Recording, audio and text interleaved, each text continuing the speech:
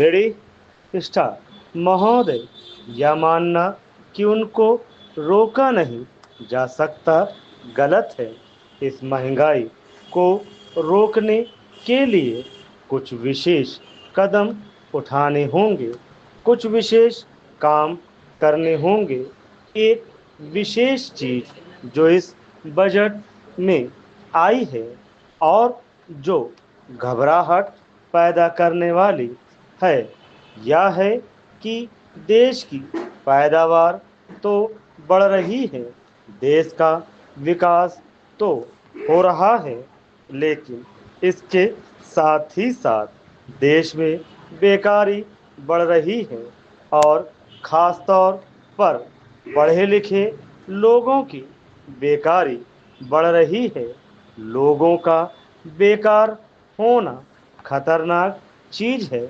हमारी स्वतंत्रता के बाद शायद यह पहला अवसर है जब हमारी स्वतंत्रता के ऊपर एक आघात हुआ है।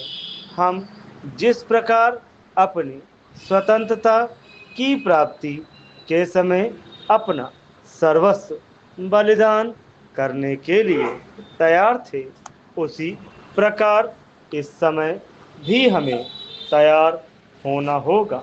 माननीय प्रधानमंत्री जी के मत से मैं सर्वथा सहमत हूँ कि यह एक ऐसा अवसर है जिस अवसर पर कि इस देश की प्रतिनिधि संस्था जो यह लोकसभा है, उसे इस संबंध में अपनी स्पष्ट राय देनी है और उस राय को देने के बाद हमें उस राय के अनुसार सरकार जो भी कार्रवाई करे उसमें सरकार को पूरा पूरा सहयोग भी देना है।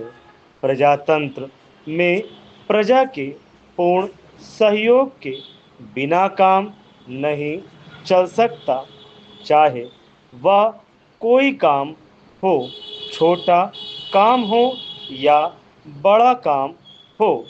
फिर यह तो हमारी स्वतंत्रता की रक्षा का प्रश्न है और ऐसे अवसर पर प्रजातंत्रवादी राष्ट्र को उसकी सारी प्रजा को सरकार के साथ सहयोग के लिए तैयार रहना चाहिए। पैराग्राफ 10।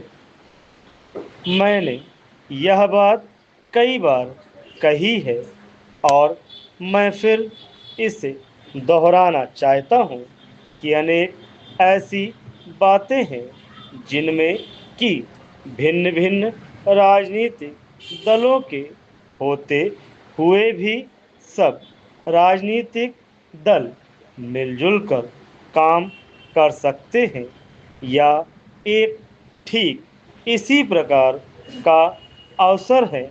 मैं अपने प्रधानमंत्री जी की वैदेशिक नीति का बड़ा भारी समर्थक रहा हूं और कल इस सदन में इस संबंध में जो बहस हुई उससे भी यह पूरा परिणाम निकाला जा सकता है कि जहां तक हमारी वैदेशिक नीति के सिद्धांतों का संबंध है, वहां तक इस सदन का कोई दल, इस सदन का कोई भी सदस्य उन सिद्धांतों के विरुद्ध नहीं है।